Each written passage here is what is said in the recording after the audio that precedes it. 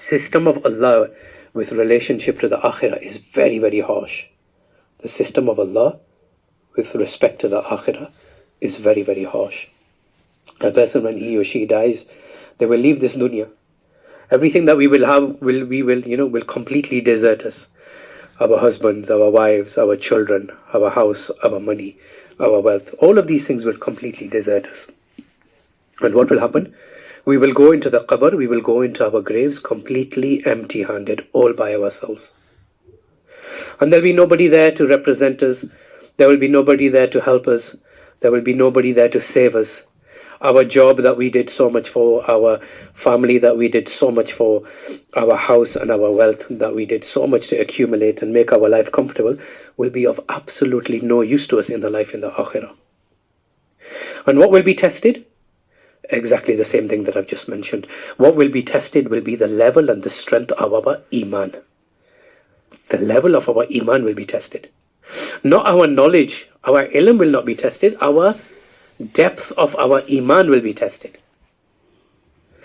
Because when Allah subhanahu wa ta'ala created insan, Allah gathered all of the humankind in one plain land called Alamul Arwah.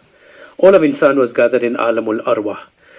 And Allah subhanahu wa ta'ala said, am I not your Rabb? Alastu bi Rabbikum, am I not your Rabb?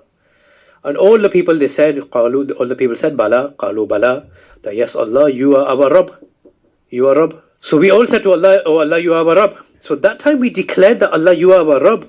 But now what happened is Allah subhanahu wa ta'ala, He put us in this dunya, and Allah subhanahu wa ta'ala, He wants to test us. In every way, we are being tested. And what do we do in return when we get any hardships, we get any difficulties? We say, oh, why did Allah do this to me? I made dua to Allah, Allah didn't give this to me.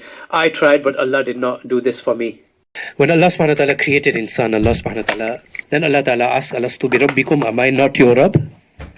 Am I not your Lord? Everybody replied, Qalu Bala, that of course Allah, you are our Rabb.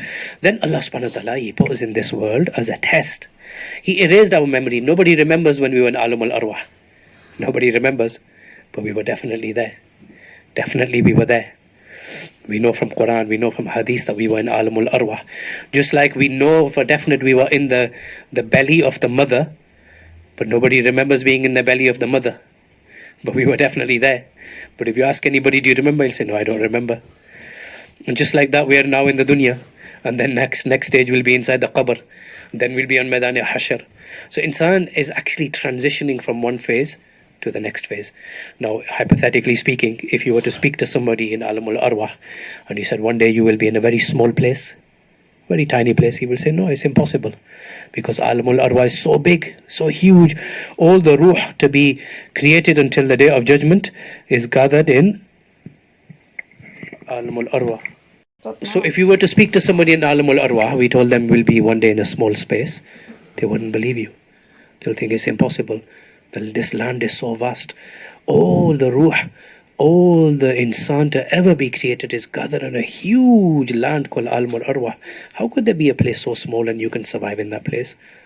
But does it not happen that we come into the womb of the mother, the belly of the mother, and we survive in that place and we live in this place? Now, if you could talk to the baby inside the belly, I know you can't, but just say you could. And you said one day you will be in a place, there will be aeroplanes and cars and trees and roads and houses and food and different types of foods and different colors. The baby will say, what are you talking about? I don't understand this concept. I don't understand what you're saying. Trees and cars and planes and sky. What is this? This is my dunya here inside the belly of the mother. I get my food, I get my drink, I get everything here. But then does it not happen? After a few months, the baby is born, comes into the dunya, and now he sees the sky, he sees the stars, he sees the trees, he sees the people, he sees the different foods and the different fruits and the different colors. Just like that, the Nabis have warned us that now you will go into the life of the Akhirah, the next stage, which is called Alamul Barzakh. This will be the life of the Qabr. And the two angels will come, and the first question from the angels will be, Man Rabbuk, that who is your Rabb? Who is your Lord? So this question is not about intelligence or intellect or memory. It's not something we can revise and we know the answer to it. Today you ask somebody, who's your Rabb? They'll say, my Rabb is Allah. In Alamul Arwah you are asked, am I not your Rabb? We said, of course Allah, you are our Rabb. Then why is it in the Qabr we'll be asked again? In Alamul Arwah, we were asked, "Am I not your Rabb?" We said, "Yes, Allah, you are our Rabb." In Qabr, why are we going to be asked again that who is your Rabb? And the reason for that is between Alamul Arwah and the Qabr life is this life of the dunya.